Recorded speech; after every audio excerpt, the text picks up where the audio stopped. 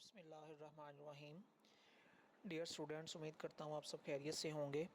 आज इस वीडियो में हम नेक्स्ट डेफिनेशंस जो last time mathematics course new पढ़ रहे हैं हम 2025-26 इसकी नेक्स्ट डेफिनेशंस को डिस्कस करेंगे।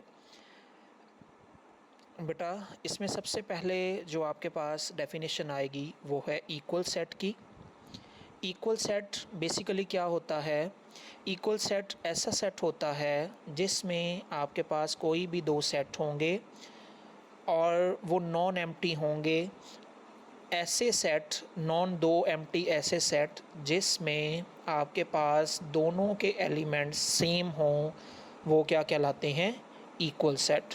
सेम से क्या मुराद है कि उनके नंबर ऑफ़ एलिमेंट्स सेट ए और सेट बी के नंबर ऑफ़ एलिमेंट्स भी सेम हों और इनमें नंबर ऑफ़ एलिमेंट्स के अलावा उनके जो अंदर एलिमेंट्स मौजूद हैं उनकी तादाद और उनके नंबर्स दोनों के सेम होने चाहिए। फॉर एग्ज़ाम्पल, आपके पास एक सेट है A1 2 3 और एक दूसरा सेट है B2 1 3। तो इसमें सेट ए और सेट बी में तीन एलिमेंट्स हैं लेकिन तीनों के तीनों सेम हैं, बट उनकी जो रोटेशन में लिखे हुए हैं, पहले सेट में 1 2 3 है और दूसरे सेट में 2 1 3 है। तो आपके पास नंबर ऑफ़ एलिमेंट्स भी सेम हैं और उनके जितने भी ए सेट में मौजूद हैं जितने मेंबर्स उतने ही बी सेट में मौजूद हैं।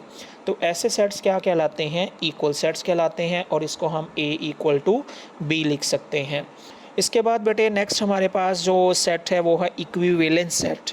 इक्विवेलेंस सेट बेसिकली ऐसे सेट को कहते हैं जिसमें आपके पास इसमें भी आपके पास दो सेट होंगे ए और बी। लेट्स सपोज आपके पास एक सेट है A1 2 3 और दूसरा सेट है ABC। अब एलिमेंट्स सेट ए में कितने हैं? आपके पास 3 हैं और सेट बी में आपके पास एलिमेंट्स कितने हैं? वो भी 3 हैं। इसमें आपके पास रिस्ट्रिक्शन नहीं है कि सेट ए के मेंबर्स जो हैं वो ही सेट बी के मेंबर्स हों, बट इनके नंबर ऑफ़ एलिमेंट्स सेम होने चाहिए। तो ऐसे सेट को क्या कहते हैं? Equivalent set. क्लियर? तो इसको हम इसकी जो नोटेशन है उससे जो डिनोट करते हैं वो ए अप्रॉक्सीमेट इक्वल का साइन ये लगा के इक्वल टू बी से करते हैं। ठीक है। इसके बाद बेटा ये बेसिकली इक्वल और इक्विवेलेंट सेट का ये डिफरेंस है। इक्वल सेट में एक बात याद रखिएगा कि इसमें इक्वल सेट में दोनों के एलिमेंट्स भी सेम होंगे और उनके अंदर जितने भी मेंबर हैं वो भी सेम होंगे, बट इक्विवेलेंट सेट में आपके पास मेंबर एलिमेंट्स इक्विवेलेंट सेट में नंबर ऑफ़ एलिमेंट्स सेम होंगे बट उनके मेंबर्स डिफरेंट हो सकते हैं। इसके बाद बेटा आपके जो सेट है वो है सबसेट। बेसिकली सबसेट की अगर प्रॉपर डेफिनेशन की जाए तो ऐसा set, if every element of set A contained in B then you can say A is the subset of B. Every element of set A contained in B then you can say that A is the subset of B. Clear? तो इसमें बेटा आपके पास इसका मतलब क्या हुआ, ये मतलब समझाने के लिए मैं एक एग्ज़ाम्पल का सहारा लेता हूँ। आपके पास एक सेट है ए और इसकी जो नोटेशन है वो ए सबसेट बी की है। ये आपके सामने स्क्रीन पे शो हो रही है। एग्जाम्पली ग्रेशिया इसकी हम लेते हैं। आपके पास एक सेट है ए जिसके मैं एलिमेंट्स ले लेता हूँ 1 2 3 एंड बी सेट आपके पास मौजूद है, इसके मैं एलिमेंट्स ले लेता हूँ 1 and 2 and 3 and 4। क्लियर? अब आप देखें सेट ए में जितने भी एलिमेंट्स हैं वो सेट बी में मौजूद हैं। सेट ए में 3 एलिमेंट्स हैं 1 2 3, वो सेट बी में पड़े हुए हैं। ठीक है, सिवाय 4 के। अब इसका मतलब ये हुआ कि ए आपका सबसेट है किसका? बी का। मतलब every element of set A contained in B then you can say that A is the subset of B. Clear? उम्मीद है कि आपको इस सबसेट की समझ आ गई होगी। उसके बाद बेटे नेक्स्ट जो हमारी डेफिनेशन है वो है प्रॉपर सबसेट। जिस तरह सबसेट है वैसे ही प्रॉपर सबसेट है और मैं इसी एग्ज़ाम्पल से इसकी डेफिनेशन को वो मार्क करूँगा। अब लेट्स सपोज़ आपके पास जो हमने ऊपर सबसेट में एग्ज़ाम्पल पढ़ी है, ए के एलिमेंट्स मैंने 1 2 3 लिए हैं और बी के एलिमेंट्स मैंने 1 2 3 4 लिए हैं। ठीक है। अब सेम यही एग्ज़ाम्पल को अगर मैं इस प्रॉपर सबसेट में फ़िट करूं तो कम अज़ कम प्रॉपर सबसेट की डेफिनेशन ये होती है कि कम अज़ कम अगर ए सबसेट है बी का तो बी का कम अज़ कम एक एलिमेंट ऐसा ज़रूर होना चाहिए जो ए में कंटेंड ना करता हो। वही मैं एग्ज़ाम्पल इसकी यूज़ करता हूँ। मैंने एक सेट लिया ए 1 2 3 और एक बी सेट लिया 1 2 3 4। तो इनमें आपके पास सेट बी में कम अज़ कम एक एलिमेंट ऐसा ज़रूर है जो सेट ए का मेंबर नहीं है। तो आप कह सकते हैं सेट ए जो है वो प्रॉपर सबसेट है बी का। क्लियर? उम्मीद है आपको प्रॉपर सबसेट की डेफिनेशन बहुत अच्छे से समझ आ गई होगी। इसके बाद जो नेक्स्ट हम इसकी डेफिनेशन पे और इसकी जो नोटेशन है वो ए जैसे सबसेट के नीचे एक लाइन लगाते हैं वो नहीं लगाएंगे। तो बस सिर्फ आप इसको उल्टे यू से डिनोट करके बी साथ में लिख देंगे, ठीक है। उसके बाद जो बेटा नेक्स्ट डेफिनेशन हम डिस्कस करने वाले हैं वो आपके पास इम्प्रॉपर सबसेट की है। इम्प्रॉपर सबसेट बेसिकली ऐसा सेट होता है जिसमें लेट्स सपोज़ हम इसमें 3 एलिमेंट्स कंसीडर करेंगे। 3 एलिमेंट्स से क्या मुराद है, आपके पास अगर ए सबसेट है बी का और ए इक्वल भी बी के है, इसकी 2 कंडीशन अगर आप कर लें, ए सबसेट है बी का और ए इक्वल भी है बी के, मतलब अगर आप लेट सपोज़ ए सेट लेते हैं 1 2 3 और बी भी 1 2 3 ले लें तो ए सारे का सारा बी में मौजूद है, वो सबसेट की डेफिनेशन हो गई। और ए इक्वल टू बी में सारे एलिमेंट्स वही वाले हैं तो ये ए इक्वल टू बी की डेफिनेशन हो गई। सिमिलरली अगर ये 2 कंडीशन हैं तो उसके अकॉर्डिंग अगर मैं इसमें देखता हूँ कि सेट ले लेता हूँ, एक ए मेरे पास सेट है ए बी सी का और एक बी सेट है मेरे पास सी ए बी का और एक तीसरा सेट मैं ले लेता हूँ ए बी सी डी, ठीक है। अब मैंने जो इनमें ये तीनों सेट लिए हैं, ये तीनों सेट्स में अगर आप देखें कि सेट ए सेट सी का क्या है, सबसेट है, ठीक है। सेट ए सेट सी का क्या है, सबसेट है। और इसी तरीके से अगर आप इसमें एग्जांपल में देख रहे हैं तो सेट बी भी किसका सबसेट है, सेट सी का।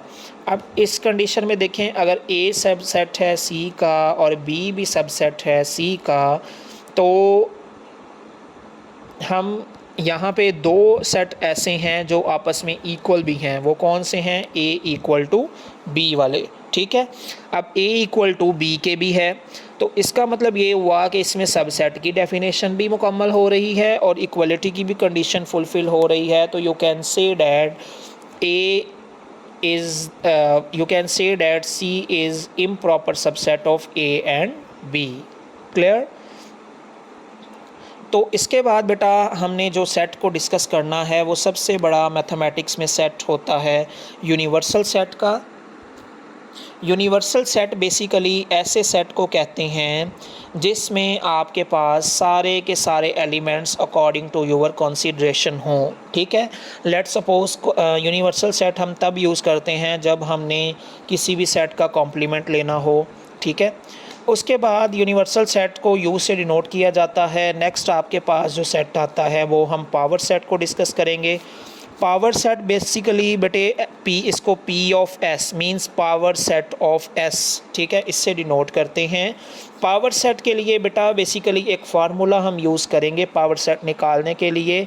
वो फार्मूला क्या होता है, 2 to raise power n, where n is the number of elements in your given set.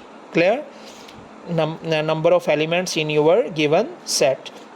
Let suppose मैं एक सेट लेता हूँ ए 1 2 3 और इसी के अकॉर्डिंग मैं एक इसके पावर सेट अगर बनाने की कोशिश करूँ तो मैं फार्मूला लिखता हूँ 2 to raise power n, ठीक है। अब 2 to raise power n से क्या मुराद है, where n is the number of elements in the given set, number of elements in the given set. अब इसके अकॉर्डिंग नंबर ऑफ़ एलिमेंट्स की अगर हम बात करते हैं, नंबर ऑफ़ एलिमेंट्स आपके पास जो सेट ए मौजूद है उसमें नंबर ऑफ़ एलिमेंट्स जो मैंने इसकी एग्जांपल लेना चाह रहा हूँ उसमें मैंने 3 एलिमेंट्स लिए हैं 1 2 एंड 3। अब इसी के अकॉर्डिंग अगर मैंने इसके 3 एलिमेंट्स लिए हैं तो 3 एलिमेंट्स की जो वैल्यूज़ हैं उसकी अगर मैं 2 to raise power n लिखता हूँ, n की वैल्यू की जगह 3 लिखता हूँ तो 2 to raise power 3 किसके इक्वल आता है, 8 के, मतलब 2 को हमने 3 टाइम्स मल्टीप्लाई कराना है। ठीक है, अब अगर आप 2 को 3 टाइम्स मल्टीप्लाई कराते हैं तो इसके अकॉर्डिंग आपके पास जो नंबर ऑफ़ पावर सेट बनते हैं वो आपके पास बनते हैं 8। तो हम इसको करने की कोशिश करते हैं, 8 सेट बनाने की कोशिश करते हैं। एक और बात याद रखिएगा बेटा, पावर सेट में आपका एक सेट तो हमेशा एम्प्टी सेट इन्वॉल्व होता है। तो मैं अब इसके पावर सेट बनाने जा रहा हूँ, आप ज़रा गौर से देखें। इसमें P ऑफ A से मैं इसको डिनोट करवाऊँगा। इसका जो पहला पावर सेट बनेगा वो होगा एम्प्टी सेट। ठीक है, और इसके बाद इसका जो दूसरा होगा सेट वो होगा इसका 1, मतलब पहले आपने 1 1 की रोटेशन लगानी है, फिर आपने 2 2 नंबर्स को लिखना है, फिर आपने 3 3 नंबर्स को लिखना है। तो पहला इसमें आप देखें 5 आ गया, 5 मींस एम्प्टी सेट। 1 1 की अगर आप लगाएं, पहला एक 1 उठा लें, फिर उसके बाद 2 वाला उठा लें, फिर उसके बाद 3 वाला उठा लें। अब आपके पास नंबर्स ख़त्म हो गए। अब आप 2 2 की रोटेशन पे आ जाएं, 1 2 ले लें, फिर 1 3 ले लें, फिर उसके बाद 1 4 ले लें। ठीक है, इसमें आपने बारी बारी इसको आपने देखते जाना है। 1 2 ले लें, 1 3 ले लें, उसके बाद फिर एक नंबर बच जाता है 2 3 वाला, तो 2 3 वाला ले लें। लास्ट पे आपने पूरे का पूरा सेट ले लेना होता है 1 2 3। क्लियर, 1 2 3। तो आपके पास कितने नंबर ऑफ़ पावर सेट बने इसको हम काउंट कर लेते हैं। एक खाली सेट बन गया, एक 3 3 के सिंगल सेट बन गए, और 3 आपके डबल वाले बन गए, और एक आपका कंप्लीट वाला सेट बन गया। तो इसको जब आप काउंट करेंगे तो आपके पास जो सेट बनेंगे वो टोटल बनेंगे 1 2 3 4 5 6 7 एंड 8। तो इसके अकॉर्डिंग आपके पास टोटल सेट बन गए 8। तो हमने भी पहले क्या कहा था, 2 टू रेस पावर n किसके इक्वल होता है, 8 के। क्लियर, तो इसमें बेटा आपके पास इसी तरीके से हम इसमें पावर सेट लेते हैं।